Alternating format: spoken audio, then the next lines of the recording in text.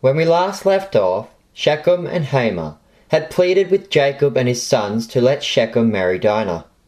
The sons had allowed the marriage to happen on the condition that all the Shechemite males would be circumcised. Hamor and Shechem had convinced all the males to be circumcised, and for the next few days the men of the city lay in pain. Hello, I'm Knight Jake, and welcome to Bible Wars.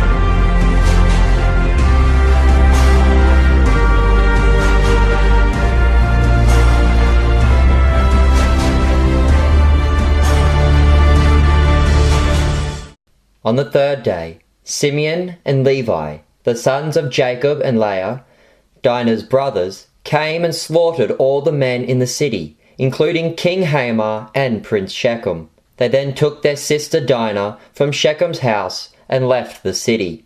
After this, the other sons of Jacob, their brothers, entered the city, and they plundered it, taking the flocks, herds, donkeys, and whatever else they found in the city as plunder. Then they captured all the women and children of the city.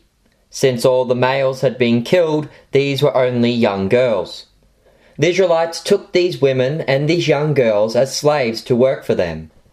This retaliation of the Israelites is disproportionate to the sin that Shechem committed. Also, Shechem was repentant for his sin, while the Israelites were merciless when they attacked the city, by killing all the males, and by capturing the women and the children. The Israelites effectively wiped out all the Shechemites. Now the city of Shechem was left standing and was later being inhabited by other Canaanites. In Genesis 37, the Israelites are still living on their grazing land near Shechem, but they did not live in the city itself. And in the book of Joshua, when the Israelites returned from Egypt, there is a group of people living in the city of Shechem. After the city of Shechem was conquered by the Israelites, it was originally given to the Ephraimites, but later given to the Levites and made to be a city of refuge. After the incident in Shechem, Jacob pulled Simeon and Levi aside to rebuke them. Their actions made them a stench in the nose of the surrounding people. The Canaanites and Perizzites were large nations, while the Israelites were very few in number.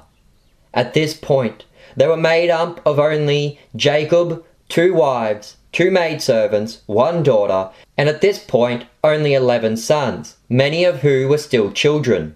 The Israelites totaled 17 people in all, not including the manservants and maidservants that Jacob had acquired while in Paddan Aram, and also not including the women and children from Shechem which had now been enslaved by the sons of Jacob. Jacob feared what would happen to his people if the surrounding nations sought to avenge the Shechemites. This brings an end to our series on the Shechemite Androcide. I hope you've enjoyed this series. I've been your host, Knight Jake. Goodbye and God bless. Thank you for watching this episode of Bible Wars. If you enjoy the Bible Wars YouTube series or any of the other work done by the Order of Knight George, you can support us by going over to our Patreon page. I'll leave a link to our Patreon page in the description below. Goodbye and God bless.